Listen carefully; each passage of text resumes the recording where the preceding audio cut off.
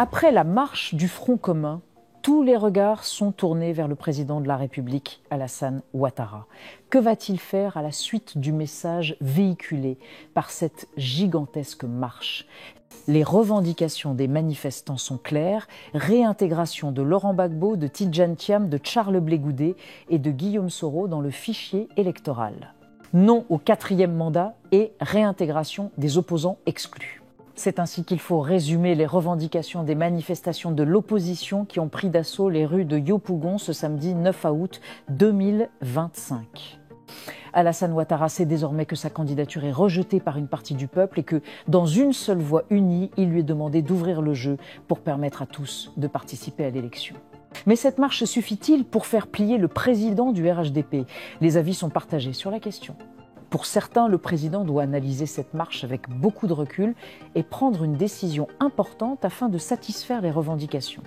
Les porteurs de cette opinion sont optimistes et comptent sur une remise en cause conséquente du chef de l'État. D'autres ne voient pas les choses de la même manière. Beaucoup pensent que cette marche est de l'eau jetée sur le dos du canard. Pour eux, le président de la République ne fera rien qui tente à le faire revenir sur sa décision. Dans quelques jours, on ne parlera plus de cette marche et la vie va continuer à lancer un partisan du pouvoir. L'opposition, quant à elle, garde espoir et pense que cette marche apportera du nouveau dans le bras de fer. Elle espère surtout l'organisation dans un bref délai d'un dialogue politique franc avec le gouvernement éteint. Une table ronde qu'elle appelle de tous ses vœux pour lever les obstacles qui se dressent sur le chemin des élections inclusives et transparentes.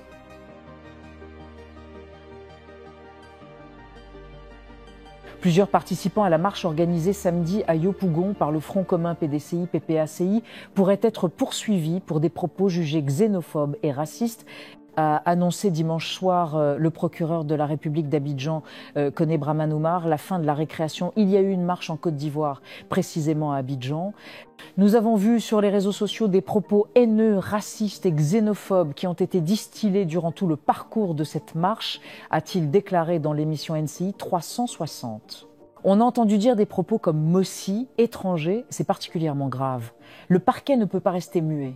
En ma qualité de procureur de la République, qui est le garant de l'ordre public, il m'appartient de ne pas laisser passer ce genre d'occasion. Donc toutes les personnes qui vont être identifiées à travers les différentes vidéos, il appartient au procureur de la République de les faire rechercher, les interpeller, les conduire par devant lui, les faire juger et veiller à ce que la peine qui va être prononcée soit exécutée, a-t-il ajouté, concluant que c'est la fin de la récréation. La marche du 9 août, partie de Saguidiba en direction de Figayo à Yopougon, a réuni plus de 500 000 manifestants. Selon les organisateurs, protestant contre la candidature à un 4e mandat du président sortant Alassane Ouattara et réclamant la réintégration de personnalités exclues du processus électoral. Une manière inhumaine, l'annonce du procureur intervient dans un climat politique tendu, marqué par l'arrestation ou la convocation, suivie de longs interrogatoires de cadres et militants de partis d'opposition à l'approche de la présidentielle du 25 octobre. Les partis d'opposition dénoncent ce qu'ils considèrent comme une instrumentalisation de la justice et un climat d'intimidation visant à limiter la participation de leurs leaders et sympathisants. Invité sur le même plateau juste après le départ du procureur, Fabrice Lago, secrétaire à la communication du Front commun, a exprimé ses craintes quant aux poursuites annoncées. Selon lui, ces déclarations illustrent un contexte où toute parole critique peut être criminalisée. Je proteste contre cette manière inhumaine de traiter les opposants politiques, cette manière cavalière de vouloir nous humilier parce que nous avons le tort de ne pas être d'accord avec le parti au pouvoir, a-t-il dit. Craignant que ses propres propos puissent être retenus contre lui, il a ensuite quitté le plateau en signe de protestation. La marche du 9 août s'est déroulée sous haute surveillance policière avec un encadrement strict du cortège. Les organisateurs affirment vouloir poursuivre leurs actions de mobilisation jusqu'à obtenir des garanties sur le processus électoral.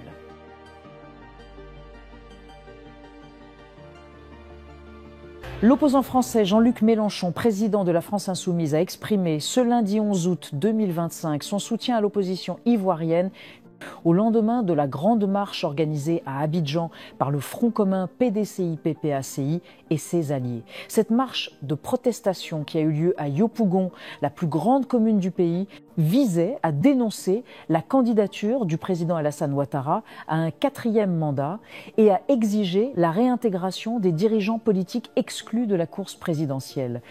Soutien au peuple ivoirien démocratique qui refuse la présidence à vie d'Alassane Ouattara, exige la détente des opposants et le rétablissement de leur droit à la candidature. La France ne doit plus se mêler des élections en Côte d'Ivoire, a posté Jean-Luc Mélenchon sur le réseau social X et Zix Twitter, un soutien qui résonne dans un climat tendu. La prise de position du leader de la gauche française intervient dans un contexte politique particulièrement tendu en Côte d'Ivoire. À moins de 3 mois de l'élection présidentielle prévue le 25 octobre 2025, plusieurs figures majeures de l'opposition, dont Laurent Gbagbo, Charles Blé Goudé, Guillaume Soro et plus récemment Tidjane Thiam, sont exclus du processus électoral en raison de condamnations judiciaires controversées. Cette situation a poussé les 2 principaux partis d'opposition, notamment le PDCI-RDA et le PPACI, à se regrouper au sein d'un front commun pour réclamer, entre autres, la réforme de la commission électorale indépendante, la révision de la liste électorale et la réintégration des candidats écartés. Cette situation a poussé les 2 principaux partis d'opposition, notamment le PDCI-RDA et le PPACI, à se regrouper au sein d'un front commun pour réclamer, entre autres, la réforme de la commission électorale indépendante, la révision de la liste électorale et la réintégration des candidats écartés.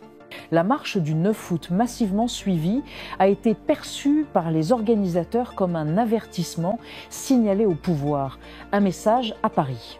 En demandant à la France de ne plus se mêler des élections en Côte d'Ivoire, Jean-Luc Mélenchon s'adresse directement aux autorités françaises, souvent accusées par une partie de l'opinion ivoirienne d'ingérence politique. Historiquement, la Côte d'Ivoire entretient des liens étroits avec son ancienne puissance coloniale, mais ces relations sont régulièrement au centre de polémiques, notamment lors des périodes électorales. Les raisons d'une candidature. De son côté, Alassane Ouattara justifie sa candidature par la nécessité de préserver la stabilité face aux menaces sécuritaires, économiques et monétaires sans précédent. Le RHDP, son parti, appelle l'opposition à désigner des candidats éligibles plutôt qu'à contester les règles du jeu.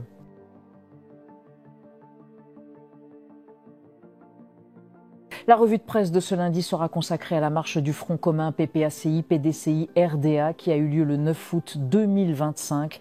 La comparution ce lundi de l'ex-ministre Lida Kouassi devant le juge.